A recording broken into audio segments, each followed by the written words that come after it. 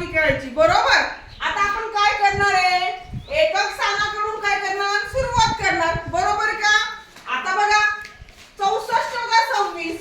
आता यामधला एकक स्थान 4 आहे, मग 4 मधून 6 जातील का मुलांनो, नाही. 4 ही लहान संख्या आहे आणि 6 मोठी.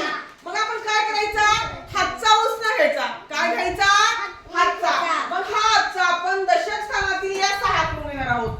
6 ला काट मारली, इथून 1 घेतला, या 4 चे झाले 14 आणि 6 तून हा 1 इथं सुट्टा केल्यामुळे 6 चे झाले 5.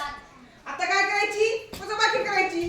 14 मधून 6 गेले, खाली राहिले 8.